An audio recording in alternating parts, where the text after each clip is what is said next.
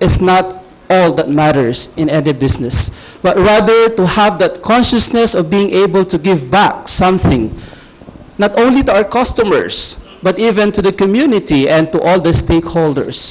And that too was the time when I realized that we were not doing much significant CSR activities in our way of preserving our environment. I remember that time during that conference when Dr. Alfredo Bengson said, deep within the heart of each individual, here at the core, is that desire to be able to do something good. However, the conditions in our society has imprisoned that desire. The task, therefore, of leadership, he said, is to release that desire. Because for every individual and for every corporation, for that matter, there is that need to be able to give back something. Have you ever felt that? And there's also that need to be ministered to.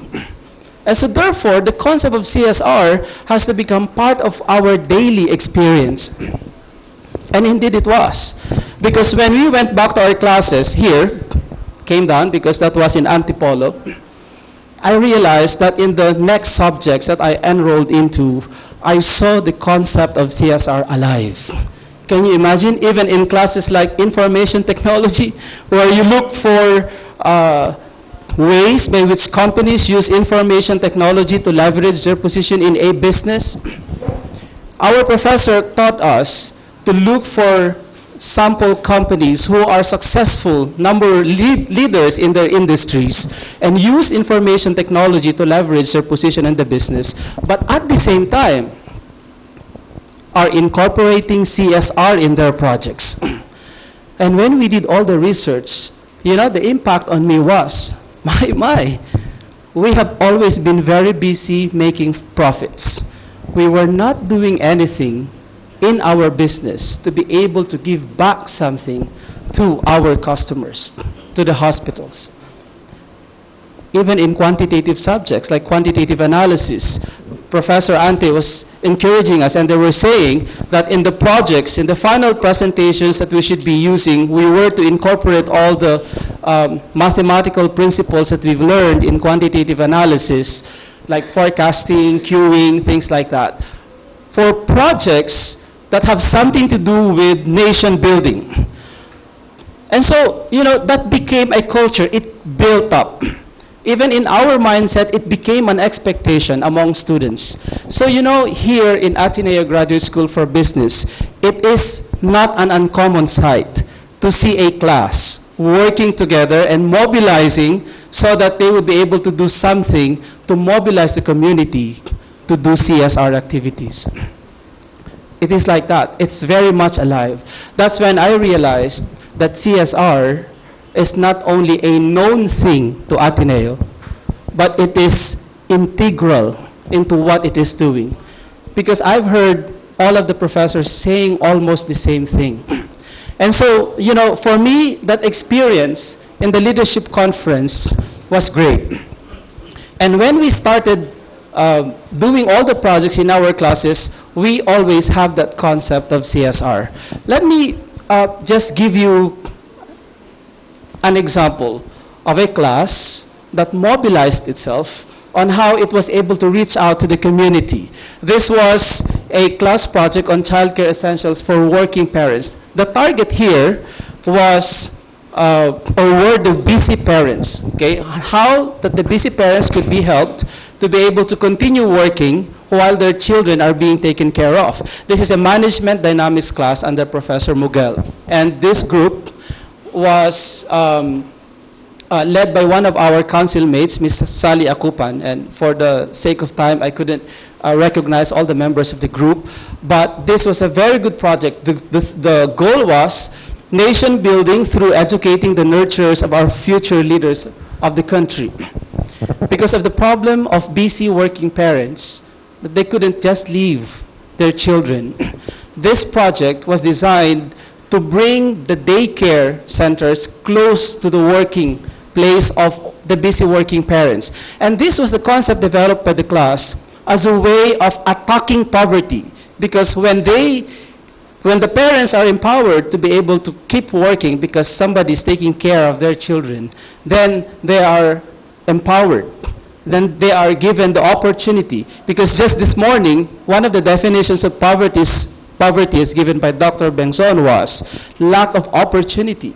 And now these busy working parents are given opportunity.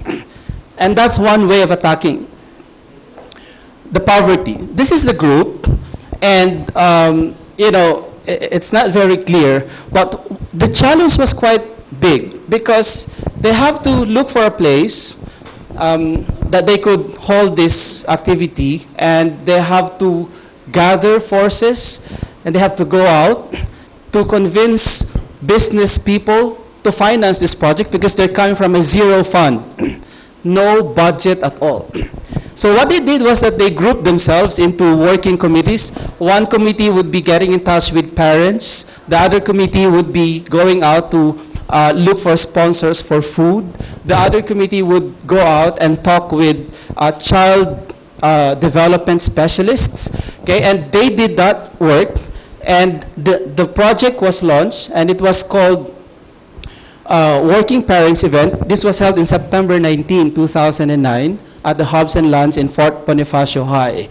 So the things that they did were that they gathered all the parents, the busy working parents together, and there was a seminar for them. The same thing with the yayas. They were also invited, and the kids were also entertained with the group while the parents and the yayas were busy. So you see, it's a full day activity. It's more than a half day, and these were the attendees of this seminar, the call center employees working at Shell BPO, at IBM, and Infosys call center. Because these are the ones that are really struggling with this kind of concern. Okay, they wanted to work, but they have these children also to take care of. So it was a busy day. You see some of the groups there entertaining the kids. Some of them really acted as yayas and yayos while the parents were busy. And they did storytelling. Okay, among the children there were also games. Okay, while the parents and the yayas were busy. And there were fashion shows of parents with their children.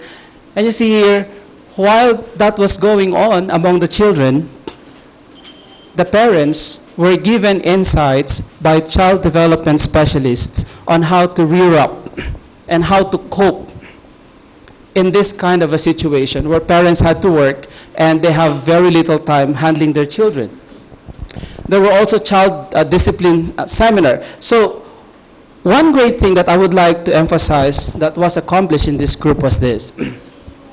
The group had one heart to work together so that they could reach out to these busy working parents to empower them so that they could work.